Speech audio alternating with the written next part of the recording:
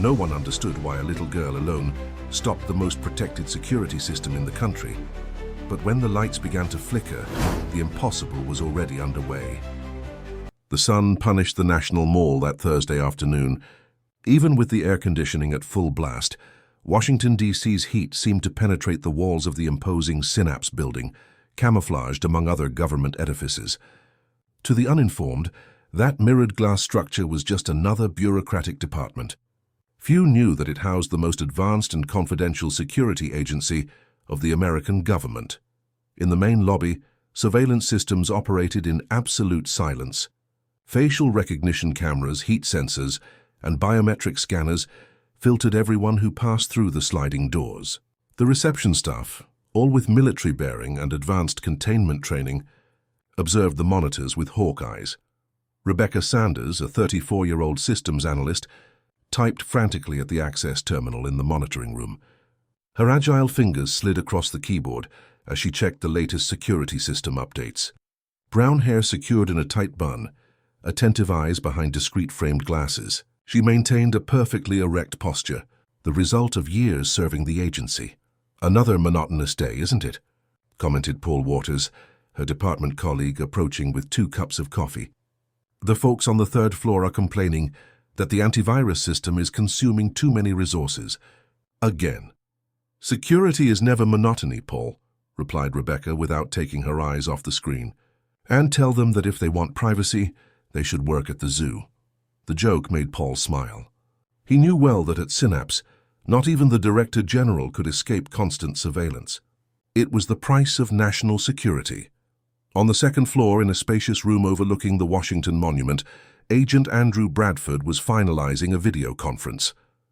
Tall, broad-shouldered, with an impeccably aligned grey pompadour, he turned off the monitor with an impatient gesture. "Incompetence," he muttered to himself, adjusting his Italian tie and checking the gold watch on his wrist. If it depended on these bureaucrats, the country would have been hacked 1,000 times by now. The agent was a controversial figure within the agency. Responsible for Synapse's operational security for 8 years, Bradford collected both admirers and adversaries. His efficiency was undeniable. Under his command, no perimeter violations had been recorded. But his often arbitrary methods and extravagant lifestyle raised eyebrows. Outside of work, he drove luxury cars, frequented starred restaurants, and maintained a penthouse in Georgetown that would cost several years' salary for an ordinary civil servant. "Successful investments" was what he always claimed whenever someone dared to ask about the source of so much money. When checking his cell phone, he frowned at an encrypted message. After typing a sequence of commands, he deleted the content and tucked the device into his jacket's inner pocket. He needed to go down to the lobby for a routine meeting with new agents. Meanwhile, at the main entrance, the sun was beginning to hide behind the government buildings. A small solitary figure walked along the sidewalk towards Synapse's doors. A girl no more than 10 years old, wearing a simple school uniform and carrying a worn backpack. Her straight, long black hair framed a serene, almost expressionless face. Upon reaching the entrance door, she stopped and looked directly at the security camera. There was no hesitation in her gestures, no sign that she was lost or confused. In the monitoring room, Rebecca was the first to notice. "Paul, we have a child at the main entrance," she informed, adjusting the camera zoom. "Must be someone's daughter," he replied, approaching the monitor. "No, wait. She's entering. How is that possible?" To the astonishment of both, the main door opened automatically. The sensors, programmed to bar anyone without credentials, seemed to recognize the girl's presence as authorized. She crossed the threshold and walked calmly through the entrance hall. "That's impossible!" exclaimed Rebecca, activating the Level 2 alert button. "All protocols are active. It's not a system failure." In the lobby, the girl continued her unperturbed path to the central identification counter. The security guard posted there, Sergeant Mitchell, looked at her with a mixture of confusion and concern. "Hi, little one. Are you lost?" he asked gently, rising from his chair. "How did you get in here?" The girl didn't answer. Instead, she touched a small keychain hanging from her neck, a silver object with a strange symbol resembling a constellation. At that moment, Agent Andrew Bradford was exiting the elevator, accompanied by 3 rookie agents who would learn about the building's security protocol.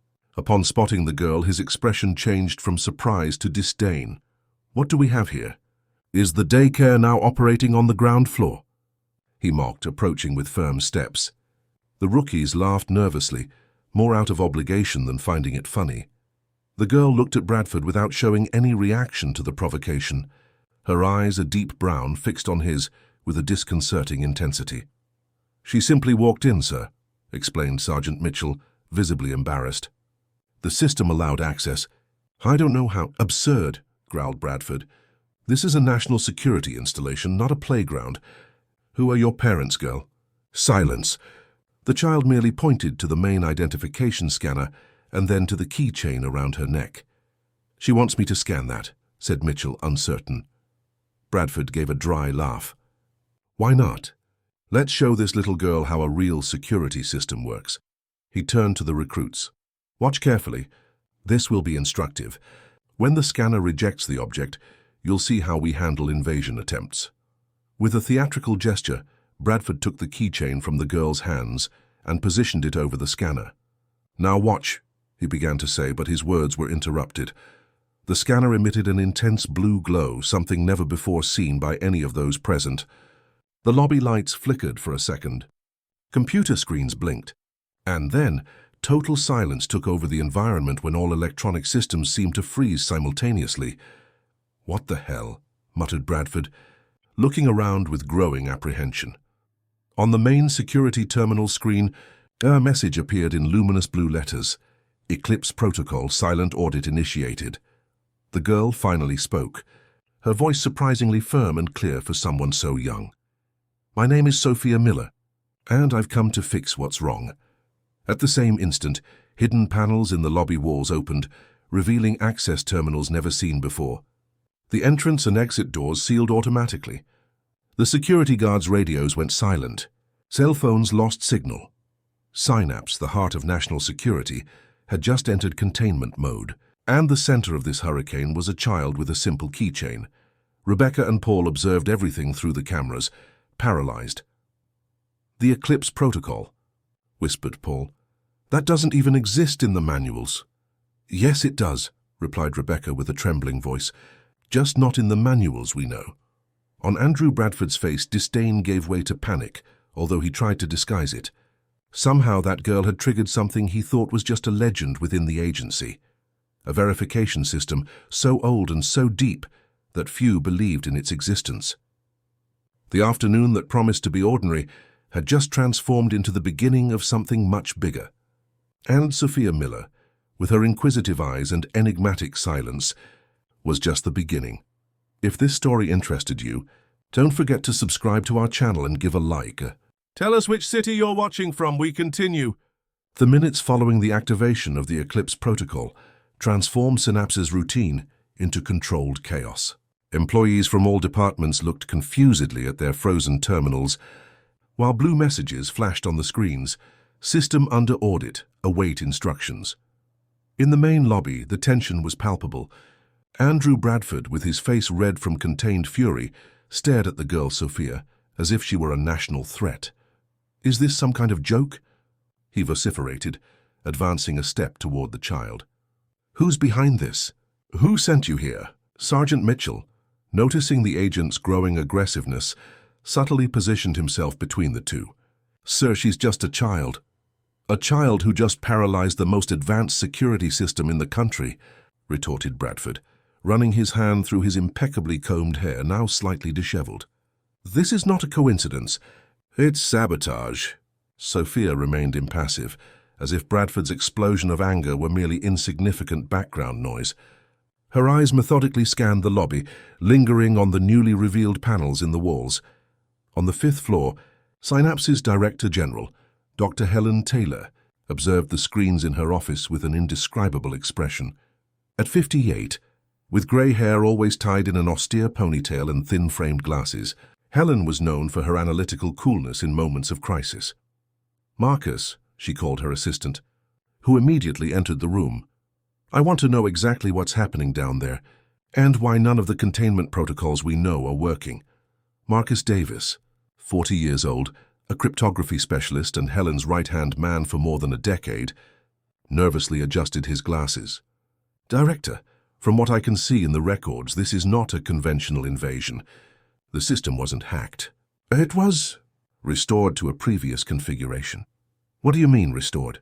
inquired Helen, rising from her chair and approaching the window that overlooked the National Mall. The sun was setting, tinting Washington, D.C.'s sky with orange tones that contrasted with the tension inside the building. "It's as if someone had activated a system restore point, something programmed by the original founders," explained Marcus, showing data on his tablet. "And the strange thing is that records are being automatically unblocked. Files we didn't even know existed." Helen frowned. She had worked at Synapse for almost 30 years, since the agency's early days, when it was just a small intelligence department linked to the Department of Defense. She knew the founders, the original protocols, the initial intentions. "Eclipse Protocol," she murmured, more to herself than to Marcus. "I thought it was just a legend." In the operations center on the 3rd floor, Rebecca Sanders desperately tried to regain control of the systems.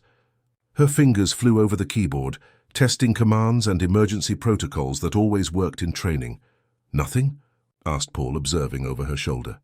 "Absolutely nothing," she responded, frustrated. "It's as if the system had developed its own consciousness. It's completely ignoring the traditional chain of command." A younger technician, Lucas Bennett, 25 years old, approached timidly. Newly hired, he didn't yet have the status to offer opinions in crisis situations, but something in his face indicated he knew something. "May I try something?" he asked, hesitant. Rebecca, normally rigorous with hierarchies, was desperate enough to nod positively. Lucas sat at the adjacent terminal, and instead of trying to force control of the system, began to simply observe what was happening. "It's not malfunctioning," said Lucas after a few minutes. "It's working exactly as programmed. Look here." He pointed to a sequence of codes passing rapidly across the screen. "This is a verification signature. The system is comparing the current state with some kind of original parameter." In the lobby, Sophia finally moved. With light steps, she approached one of the newly revealed panels and placed her palm on the smooth surface. Immediately, a soft blue light scanned her fingers, and a synthetic voice, different from the system's usual robotic voice, announced, "Genetic identification confirmed. Blue-level authentication recognized. Proceeding with Eclipse Protocol." Bradford, upon hearing this, visibly paled. "Genetic? Who the hell are you, girl?" Sophia turned to him, her serene face contrasting with the chaos around her. "I am Edward Miller's granddaughter," she responded simply, as if that explained everything. The name provoked different reactions among those present. The newer ones showed confusion, but veterans, including Mitchell, reacted with astonishment. Edward Miller was an almost mythical figure in American intelligence history, one of Synapse's original founders, responsible for the architecture of the agency's most fundamental security systems. "Impossible," stammered Bradford. "Miller had no children. He disappeared more than 20 years ago, even before Synapse became what it is today." "My grandfather never disappeared," corrected Sophia, her childish voice carrying a disconcerting certainty. "He just stepped away when he realized his creation was being diverted from its original purpose." The Eclipse Protocol continued its relentless course. On the upper floors, employees reported that files were being automatically classified and reorganized. Some documents marked as deleted years ago mysteriously reappeared. Most disturbing, many of these files contained Andrew Bradford's name. In Helen Taylor's room, a rarely used terminal located on a side wall spontaneously lit up. A message flashed on the screen. "Director Taylor, your presence is requested at the Central Core. Audit in progress." Helen exchanged glances with Marcus. The Central Core was Synapse's technological heart, a sealed environment in the building's basement, where the main servers were installed. A location so protected that even she, as Director General, needed special authorization to access it. "It seems our day is going to be longer than we imagined," commented Helen, picking up her special badge. "Marcus, I want you to find out everything about this girl. If she's really Edward Miller's granddaughter, I need to know how and why." Meanwhile, in the operations center, Lucas was making another disturbing discovery. Rebecca, "Paul, you need to see this," he called, pointing to his monitor. "The system is analyzing access patterns from the last 5 years. It's marking inconsistencies, security breaches, unauthorized alterations in record, and," asked Rebecca, approaching. "And most of these actions have Agent Bradford's digital signature," completed Lucas, swallowing hard. "Hundreds of them." In the lobby, Sophia was now walking toward the main elevator, followed at a distance by confused security guards and an increasingly agitated Bradford. "You do not have authorization to move freely in this building," exclaimed the agent, trying to impose authority. "Sergeant Mitchell, contain this intruder immediately." Mitchell hesitated, looking alternately at the girl and his superior. Before he could make any decision, the elevator doors silently opened. Sophia entered and turned to face those present. "The Eclipse protocol cannot be interrupted," she announced with disturbing serenity. "All those involved in system manipulations will be identified and their access revoked. This is a cleansing, not an invasion." The doors began to close, but not before Sophia added, looking directly at Bradford, "My grandfather always said that systems are like people. Eventually, they need to remember who they really are." When the elevator began its descent toward the central core, something unprecedented happened. All the building's lights simultaneously blinked 3 times. On monitors spread throughout all floors, a countdown appeared. Complete audit in 12 hours. Synapse, the agency that guarded the nation's deepest secrets, was being forced to confront its own secrets. And as the sun completely disappeared on Washington's horizon, a certainty hung in the air. By dawn, nothing would be the same. Night fell over Washington, but inside Synapse, no one was thinking of going home. The building, now completely isolated from the outside world, communications cut, doors sealed, autonomous systems, had transformed into an impenetrable fortress, or perhaps, considering the situation, a high-tech prison. In the central core, 3 levels below ground, Sophia Miller waited patiently, seated in a swivel chair too large for her small body. The room, an immense circular space filled with softly humming servers and floating holographic panels, seemed to recognize her presence. Blue lights gently pulsed, matching the rhythm of her breathing. The door opened with a discreet hiss, and Helen Taylor entered, accompanied by Marcus Davis. The Director General, despite her experience with crisis situations, couldn't hide her surprise at seeing a 10-year-old child comfortably seated in the agency's nerve center, a location very few people had authorization to access. "Sophia Miller, I presume?" asked Helen, maintaining professional composure. The girl nodded. "Director Taylor, my grandfather spoke well of you. He said you were one of the few people who still remembered Synapse's original purpose." Helen allowed herself a small smile, the first since chaos had installed itself. Edward was a man ahead of his time. "I'm sorry about his, She hesitated, searching for the right words. "Departure." "He never wanted to leave," replied Sophia, gently spinning in the chair. "But when he realized that the system he created was being corrupted from within, he understood he needed an alternative plan." "And that alternative plan would be you?" questioned Marcus, unable to contain his scientific curiosity. "A child with genetic access to the country's most protected system." "I am not just a child," corrected Sophia without arrogance, merely stating a fact. "I am the Blue Guardian, and I am not alone." As if waiting for this cue, the central panel of the core emitted an intense glow, and a male voice, deep and serene, filled the environment. "We've arrived, Sophia." "Sorry for the delay." The elevator doors opened again, revealing 2 men. The first, tall and slender, with graying hair and penetrating blue eyes, must have been about 60. He wore simple clothes, jeans, white shirt, navy blue blazer, but his posture emanated natural authority. The second was younger, perhaps 40, dark-haired with broad shoulders and a discreet scar on his right eyebrow. "Professor Thomas," whispered Helen, immediately recognizing the older man, "and Richard Vance." Helen greeted Thomas with a slight nod. "It's been a long time. You have more wrinkles. I have less hair. I suppose time spares neither of us." Richard Vance, the younger man, advanced a few steps, analyzing the room with attentive eyes. "The core is different, more elegant."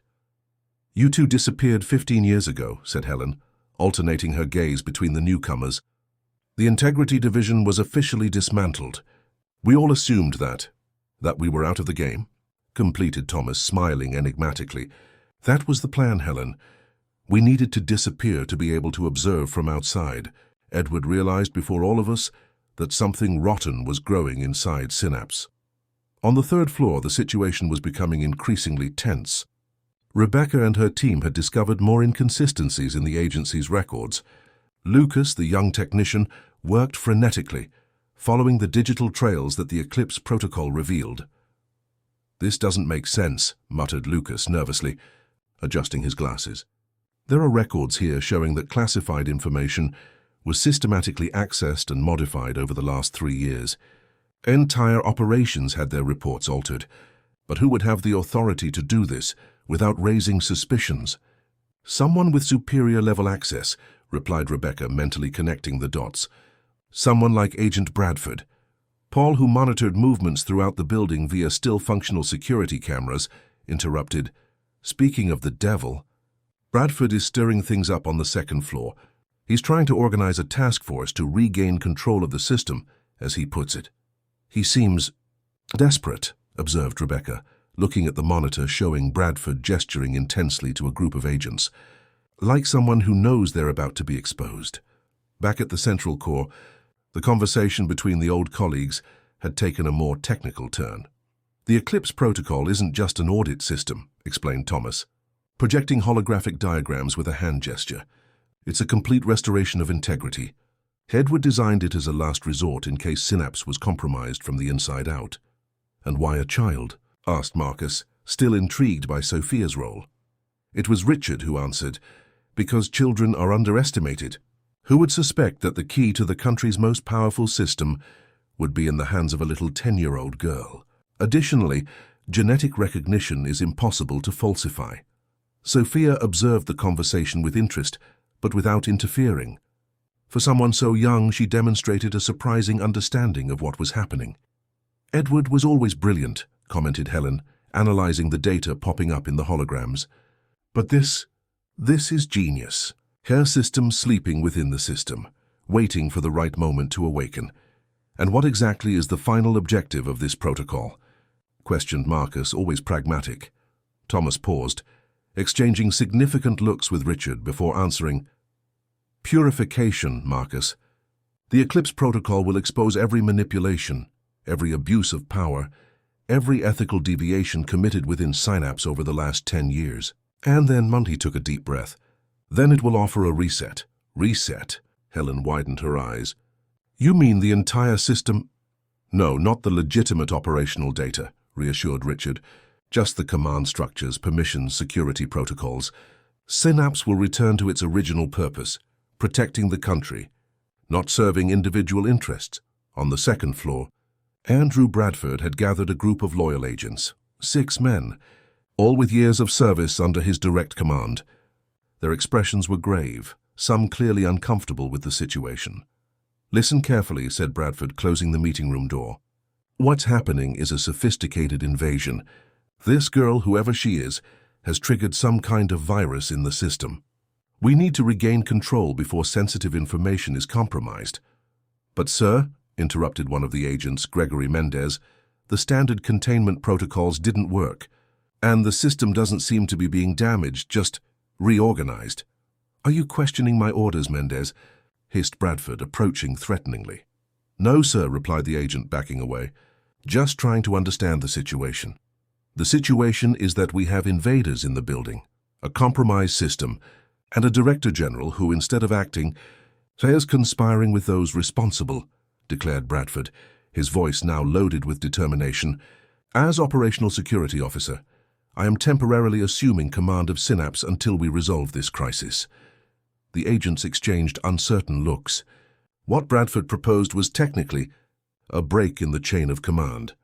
Meanwhile, in the operations center, Lucas was making an alarming discovery. "Rebecca, look at this," he called, pointing to a sequence of codes on his screen. "Someone is trying to force a manual reboot of the second floor's security system." "Bradford," Rebecca instantly concluded. "He's trying to circumvent the Eclipse protocol."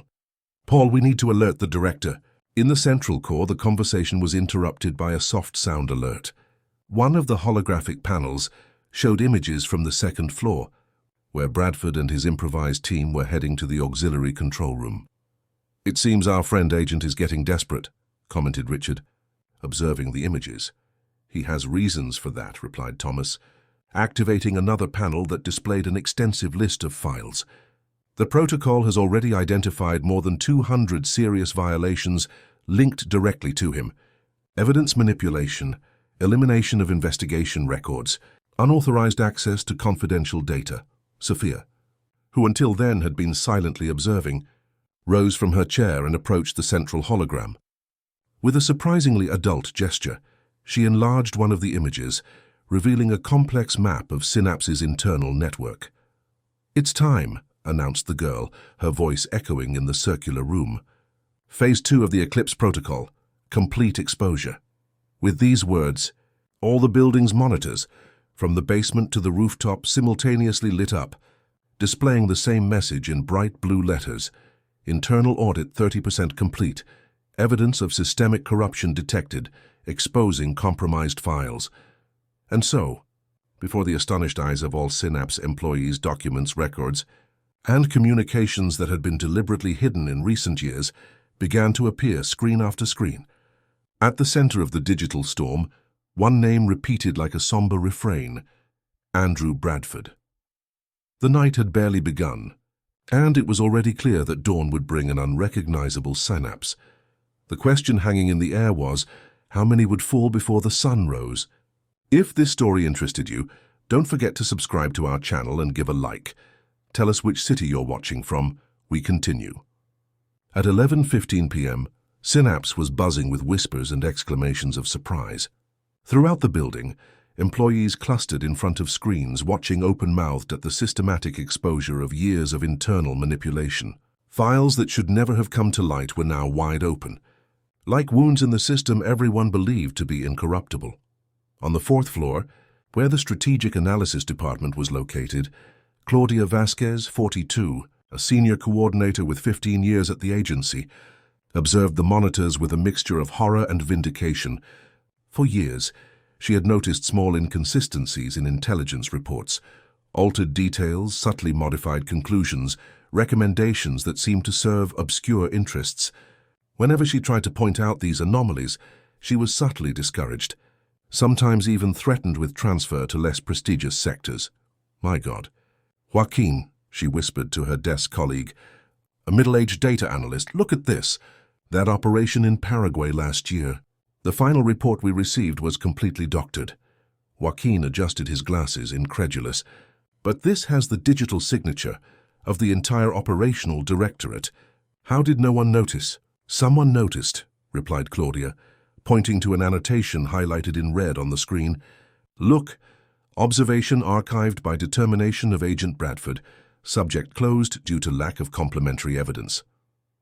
Throughout the building, similar scenes were repeated. Years of carefully orchestrated manipulations came to light in an avalanche of data that the Eclipse Protocol methodically organized, categorizing by severity, date, and responsible parties. In the 3rd floor's control room, Rebecca Sanders and her team no longer needed to search for evidence. They simply appeared, catalogued and organized by the system itself. "It's impressive," commented Paul, running his hand through his already disheveled hair after hours of tension. "The system isn't just exposing the violations, it's reconstructing the timeline, showing exactly how each manipulation was made." Lucas, the young technician who had previously seemed timid, now worked with growing confidence, navigating through the data that the Eclipse Protocol revealed. "Look at this," he called, pointing to a series of financial transactions flashing on his screen. "Transfers to offshore accounts coinciding exactly with dates of compromised operations." Rebecca approached, narrowing her eyes at the screen. "These accounts, do they have any connection to Bradford?" "Not directly," replied Lucas, typing commands rapidly.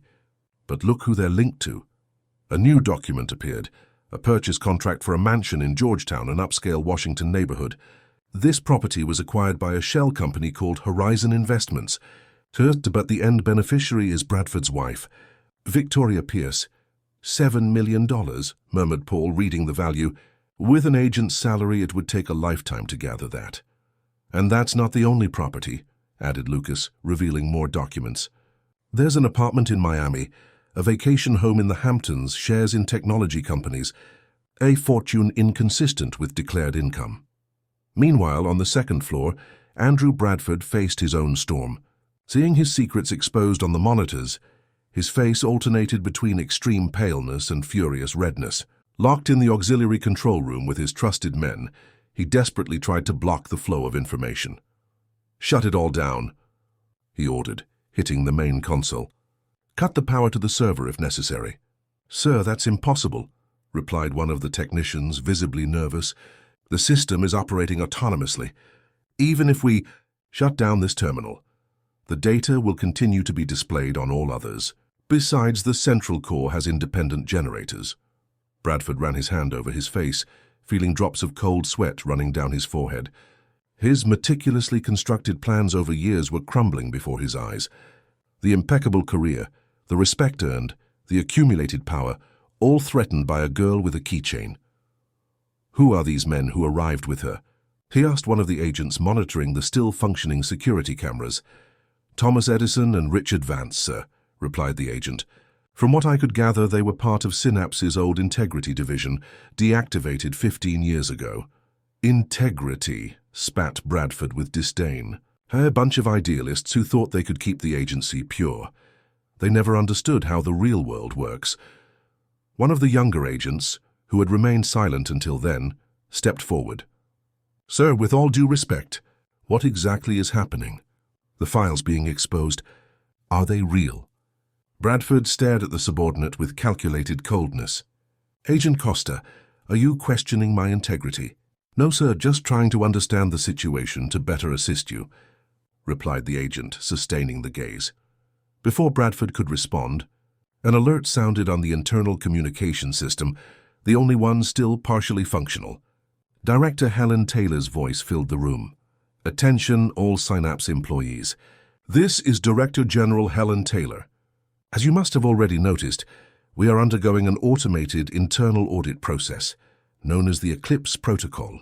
This protocol was implemented by the agency's original founders as a safeguard against internal corruption. I request that everyone remain at their posts and cooperate fully. Any attempt to obstruct the process will be considered an admission of guilt." There was a brief pause before she continued. "Agent Andrew Bradford, your presence is immediately requested at the Central Core. This is not a request. It is a direct order." The silence that followed the announcement was almost palpable. The agents in the room looked at Bradford, awaiting his reaction. The agent remained motionless for a few seconds, his mind frantically calculating his increasingly limited options. "Sir?" ventured one of the agents. "What should we do?" Bradford straightened his posture, adjusted his jacket and ran his hand through his hair, regaining his composure. "We're going down, all of you. I want witnesses to whatever that girl and her accomplices are planning." In the Central Core, the atmosphere was one of contained expectation. Thomas and Richard flanked Sophia, who remained calmly seated before the main terminal. Helen and Marcus observed closely, while Rebecca, Paul and Lucas, newly arrived after being summoned, maintained a respectful distance. "The agent is on his way," informed Richard, observing the security monitors. "With an escort." "As expected," commented Thomas, exchanging a significant look with Sophia. He was always the type who believes force is synonymous with reason. Helen approached Sophia, observing the girl with renewed curiosity. "How did you get involved in all this? Even being Edward's granddaughter, you're so young." Sophia raised her eyes, meeting the director's gaze. "My grandfather always knew this day would come. He prepared me from an early age, telling stories about Synapse, about what it should be, about how systems like people can lose their way." She paused, playing distractedly with the keychain around her neck.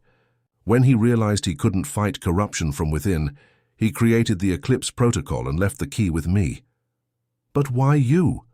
insisted Marcus. "Why not Thomas or Richard, who were already part of the agency?" It was Richard who answered, "Because Sophia is innocent. No history, no known connections, no grudges or ambitions within the system. The perfect person to be the guardian. The sound of the elevator announced Bradford's arrival and his entourage. The doors opened, revealing the agent in front, followed by 6 visibly uncomfortable agents with the situation. "So this is it," pronounced Bradford upon entering, his gaze scanning the room before fixing on Sophia. "A conspiracy led by a child and 2 retired agents.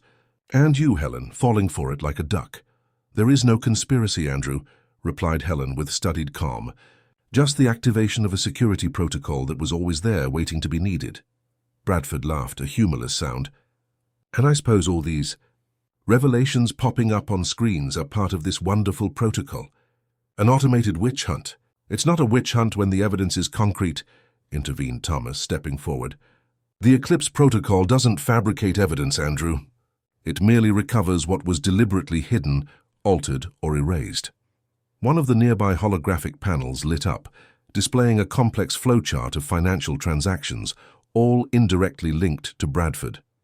Another showed alterations in sensitive operation reports, each change highlighted in red, all with the agent's digital signature. "This is ridiculous," protested Bradford, though his tone no longer carried the same conviction. "Anyone can falsify digital records. This proves nothing." "They're not just digital records," said Sophia, speaking for the first time since the agent's arrival. Her childish voice sounded strangely powerful in the tense environment. "They're patterns, Agent Bradford. Hundreds of small actions over years, forming a mosaic that tells a very clear story." The girl made a gesture with her hand, and the central panel displayed a detailed timeline, the complete history of Bradford's activities at Synapse. "It all started small, didn't it?" continued Sophia, pointing to the beginning of the line. "Minimal alterations in reports. Then resource redirection. Later, accidental archiving of inconvenient investigations.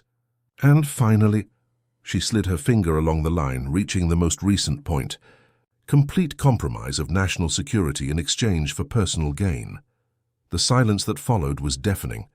The agents accompanying Bradford imperceptibly backed away, distancing themselves from their superior. "Who do you think you are?" vociferated Bradford, advancing threateningly toward the girl. "A brat playing detective with technology? You don't even understand." Richard and Thomas moved instantly, blocking the agent's path. But it was the voice of one of Bradford's escort agents that surprised everyone. "Enough, sir."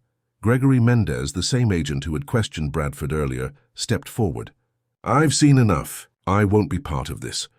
One by one, the other agents moved away, some with expressions of disgust, others simply resigned. Bradford looked around, realizing that his circle of trust had imploded in a matter of minutes. "You don't understand," he said, almost pleading now. "Everything I did was for the good of the agency, for the good of the country. There are power games you can't even imagine." Spare us," cut Helen, her voice now loaded with authority. "The Eclipse Protocol exposed everything, Andrew. Every cent diverted, every operation compromised, every loyal agent you harmed to protect your interests and those of your partners." Bradford looked around once more, the reality of his situation finally imposing itself. Then slowly, like a cornered predator still looking for a way out, his eyes fixed on Sophia. "You," he murmured, his voice a mix of anger and incredulity. "All because of you." "No," replied Sophia calmly. "All because of you, Agent. I am just the messenger." On the central panel, the Eclipse Protocol's count reached 50%. On the screen, new words appeared. Phase 3 reconstitution initiated. The early morning advanced over Washington when the Eclipse Protocol entered its 3rd phase. In Synapse's central core, the tension was almost palpable. Andrew Bradford, now isolated from his allies, remained standing, his posture still defiant despite the increasingly unfavorable situation. "Reconstitution," murmured Helen, observing the new message on the central panel. "What exactly does that mean, Thomas?" The ex-agent of the Integrity Division adjusted his glasses, his face illuminated by the monitor's bluish glow. "It's the most delicate part of the process. It's not enough to expose corruption. The system needs to be reconfigured to prevent it from happening again." "Like surgery," complimented Richard, crossing his arms. "Remove the tumor and rebuild the healthy tissue." Bradford let out a bitter laugh. "You talk as if Synapse was some kind of living entity. It's just technology, codes, and protocols. It has no soul, no memory." That's where you're wrong, replied Sophia, gently spinning in her chair to face the agent. Systems are extensions of who creates them and who uses them. They absorb values, priorities, even ethics, or the lack thereof. The girl made a gesture with her hand, and a new hologram appeared in the center of the room, a three-dimensional representation of Synapse's command structure, a complex web of interconnected blue lines. My grandfather used to say that he built Synapse not just with codes, but with principles, continued Sophia. Each protocol, each security layer was designed not only to protect information, but to preserve values. Integrity, transparency, justice. Poetic, mocked Bradford, though his voice no longer carried the same confidence. But completely naive. The real world doesn't work that way. And that's exactly why we need systems that remind us of how it should work, intervened Thomas, approaching the hologram. With a precise movement, he touched one of the nodes of the three-dimensional representation. Look here. This is Synapse's authorization core.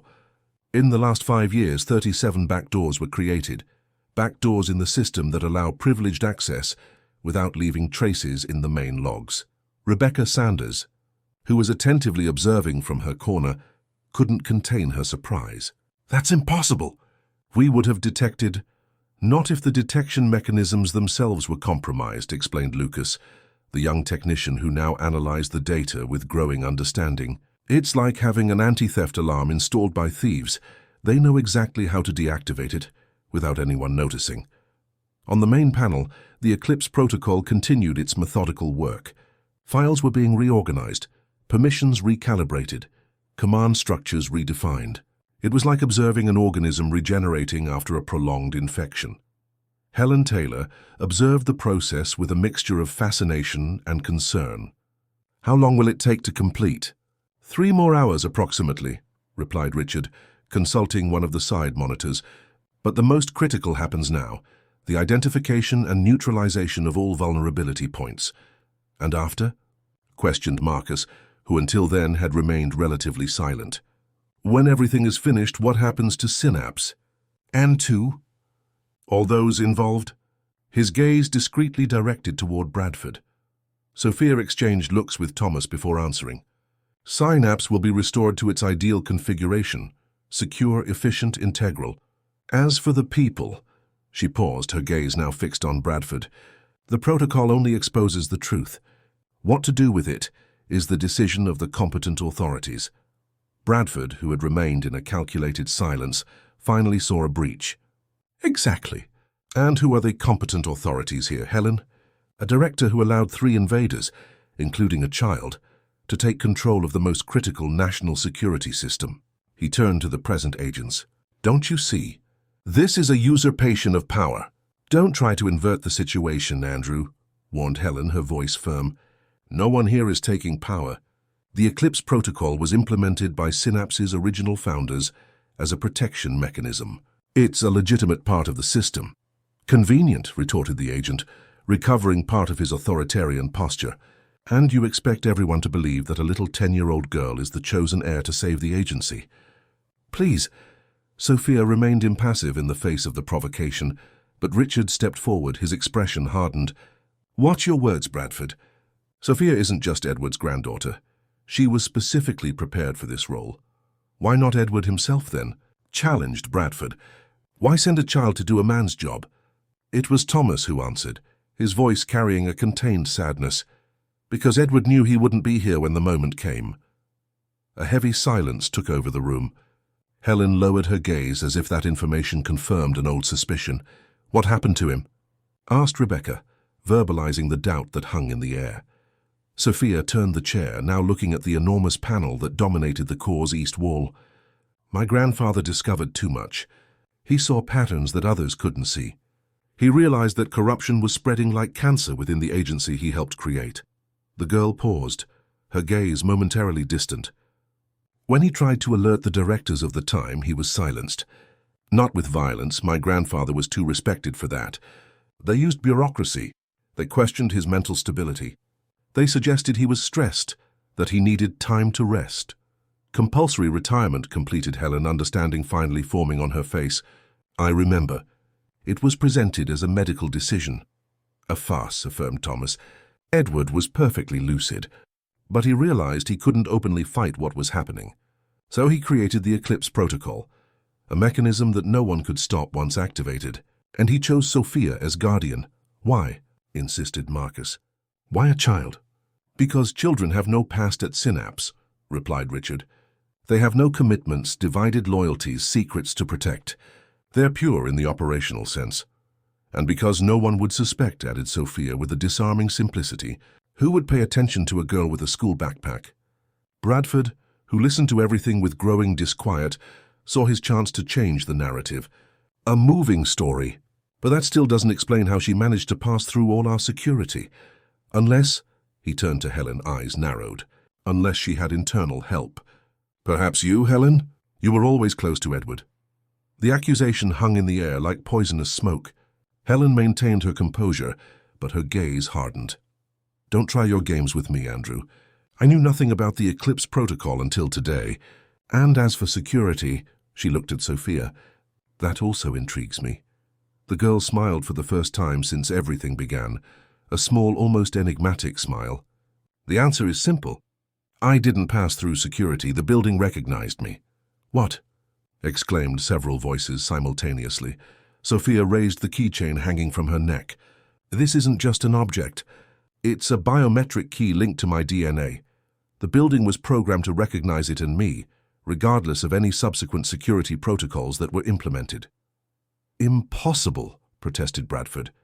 No security system would allow such an exception. Unless it was programmed by the system's creators themselves, countered Thomas. Edward and his original team inserted this recognition into Synapse's very foundation. In the concrete, in the circuits in the building's very DNA. While the discussion proceeded, Lucas noticed something strange on one of the side monitors. Rebecca, he called in a low voice. Look at this. The analyst approached, observing the screen with growing attention. Paul, she called, gesturing for her colleague to also approach. We're having unauthorized activity on the 5th floor's auxiliary server. Someone's trying to circumvent the protocol? Asked Paul, concerned. No, replied Lucas, typing rapidly. Someone's trying to access and transfer specific files. Files related to international operations from the last 2 years. The three exchanged significant looks before Rebecca made the decision to interrupt the main discussion. Director, she called, her voice cutting through the heated debate between Bradford and Thomas. We have a problem. There's suspicious activity on the 5th floor. Someone is trying to extract data from the auxiliary server. All attention turned to her. Helen frowned. How is that possible? I thought the Eclipse Protocol had blocked all access. It blocked the conventional ones, explained Lucas, assuming the expert role he would have hesitated to take before. But it seems someone is using an alternative path, possibly one of the backdoors that Agent Bradford himself created. All eyes turned to Bradford, who maintained a neutral expression, though a slight tremor in his right hand betrayed him. Your allies, Andrew? Asked Helen, her voice dangerously calm. I don't know what you're talking about, he replied, sustaining the gaze. Sophia rose from her chair, approaching the main terminal. With a disconcerting assurance for someone so young, she typed a sequence of commands.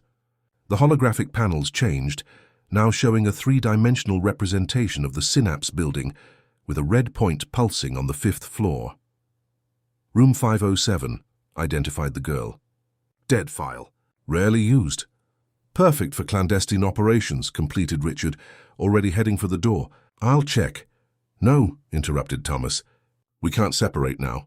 This might be exactly what they want, to divide our forces. Then what do you suggest? Questioned Helen. We can't simply ignore it. Sophia touched the terminal again, and the lights in room 507 appeared as turned off in the system. We don't need to go there, she said with simplicity. We can bring whoever is there to us. With another command, the 5th floor's emergency systems were activated. Not noisy alarms, but a silent protocol that sealed all exits except one, the elevator that led directly to the central core. Now we wait, announced Sophia, returning to her chair. The Eclipse protocol is 65% complete. In less than 2 hours, Synapse will be what it should have always been, incorruptible. Bradford observed everything with a studied calm that masked his growing desperation. His eyes went from Sophia to the monitors, then to the elevator door. Whatever his contingency plan was, it was rapidly crumbling. On the central panel, a new message appeared. Attention. Data extraction attempt interrupted. Subject identified. En route for interrogation. The Eclipse protocol's countdown continued implacably. 67%, 68%, 69%. In the tense silence that followed, only the soft hum of the servers and the rhythmic beep of the count could be heard. The early morning advanced, and with it the inevitable transformation of Synapse. The question that silently hung was, who else would be exposed before dawn? The elevator emitted a soft beep, announcing its arrival at the central core. All eyes converged on the metal doors that slowly opened. Inside, an elegant woman of approximately 40 remained standing, her rigid posture contrasting with the evident nervousness in her eyes. She wore an impeccable grey suit, and her blonde hair was tied in a severe bun. "Dr. Carmen Norton," announced Helen, immediately recognizing Synapse's head of international relations. "I didn't expect to see you here at this hour." Carmen took a hesitant step out of the elevator, her eyes quickly scanning the room until fixing on Andrew Bradford. For a fleeting instant, something indescribable passed between them, a silent understanding, perhaps, or a tacit agreement. "I was notified about the activation of an emergency protocol," she replied, her voice controlled. "As an international liaison officer, it's my duty to ensure that no sensitive information is compromised during non-standard procedures." "Interesting choice of words," commented Thomas, observing her attentively. "Non-standard procedures, is that how you classify the Eclipse protocol?" Carmen slightly frowned. "Eclipse? I'm not familiar with that specific term." "Curious," intervened Richard, crossing his arms, "especially considering that you were, at this exact moment, trying to access and transfer classified files from the auxiliary server. Files predominantly related to international operations from the last 2 years. A heavy silence settled. Carmen maintained her composure, but the slight tremor in her lower lip betrayed her. "I'm just following contingency protocols," she affirmed. "In case of compromise of the main system, critical data must be safeguarded in external secure servers." "How convenient," observed Helen, her tone now loaded with distrust. "And you decided to do this precisely when the Eclipse protocol began exposing systematic manipulations within the agency." Sophia, who observed everything from her privileged position near the central terminal, made a subtle gesture. A new hologram appeared, displaying communication records between 2 encrypted email addresses. "Dr. Norton," called the girl, her childish voice strangely authoritative in the tense environment, "could you explain these communications between you and Agent Bradford over the last 3 years? Communications that never appeared in Synapse's official records." Carmen visibly paled. Her eyes met Bradford's again, this time with a silent question. "What do we do now?" Bradford stepped forward, reassuming his confident posture. "You're distorting everything. Carmen and I collaborated on various sensitive operations. Unofficial communications are sometimes necessary to protect the integrity of investigations." "Really?" questioned Rebecca, who now examined the data with Lucas and Paul. "Then why did these communications coincide exactly with the dates when international operation reports were altered in the system? Why were you specifically discussing adjustments in investigations involving certain multinational corporations?" "And why," added Lucas, gaining confidence with each minute, "did Dr. Norton receive substantial deposits in a Cayman Islands account exactly 3 days after each of these communications?" Carmen's face contorted in a mixture of indignation and panic. "This is absurd. You have no right to invade my financial privacy." "We didn't invade anything," explained Sophia calmly. "The Eclipse protocol merely reconnects information that was deliberately separated to hide patterns. Your financial history was already in Synapse's records, part of regular security verifications. The protocol merely established the correlations that someone worked hard to conceal." Bradford realized that the situation was rapidly deteriorating. With a calculated movement, he positioned himself beside Carmen as if forming a united front. "Let's clarify something," he said, his voice now low and dangerous. "What's happening here is a violation of all Synapse's operational protocols. A girl, 2 retired agents, and a supposed emergency system that no one has ever seen before are effectively taking control of the country's most important security agency. He turned to the present agents. Are you really going to allow this? Based on evidence that could easily have been fabricated. It was Helen who responded, her voice carrying the weight of her 30 years at the agency. Andrew, enough manipulation. The Eclipse Protocol doesn't fabricate evidence, it merely reveals what was hidden. And what we're seeing is a consistent pattern of corruption that infiltrated Synapse's highest levels. With what authority do you affirm this? Challenged Carmen, recovering part of her composure. The system itself might have been compromised by these invaders. She gestured in the direction of Sophia, Thomas, and Richard. Sophia rose from her chair and walked slowly to the center of the room. For someone so young, her bearing carried a surprising dignity. You still don't understand, do you? She said, looking directly at Bradford and Carmen. This isn't about authority or hierarchy. The Eclipse Protocol isn't just an audit program, it's a reminder. A reminder of Synapse's fundamental purpose. The girl raised the keychain hanging from her neck. The small silver object reflected the room's bluish lights, projecting complex patterns on the walls. My grandfather knew that systems, like people, can forget who they are. They can deviate from their purpose, can be gradually corrupted, so slowly that almost no one notices the change. She paused, looking around at all those present. The Eclipse Protocol isn't a punishment.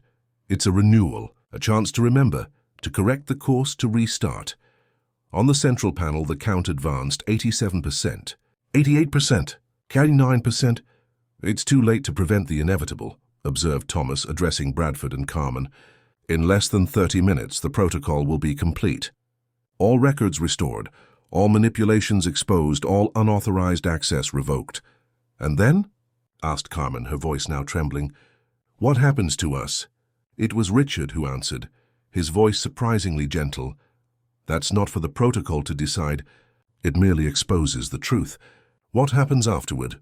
Well, there are laws for that, aren't there? The comment hung in the air like a silent sentence.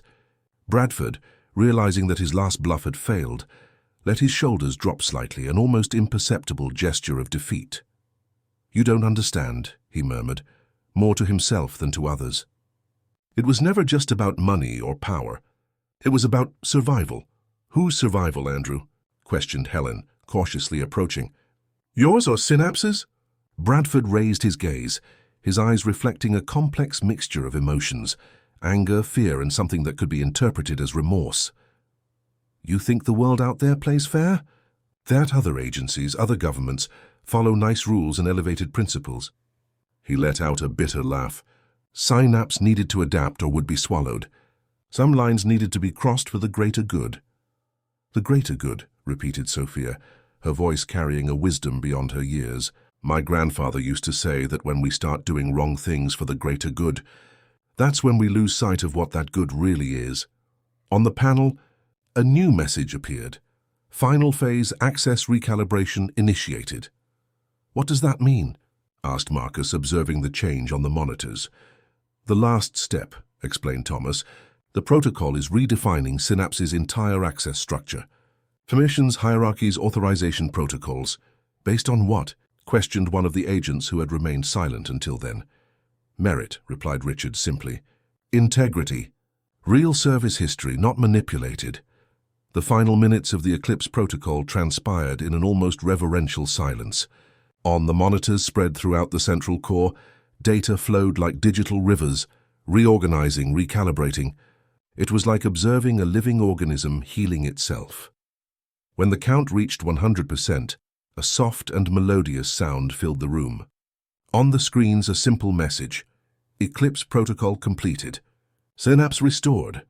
The lights, which had remained in a bluish tone throughout the process, gradually returned to their normal coloration. Previously paralyzed systems came back to life. Sealed doors were unlocked.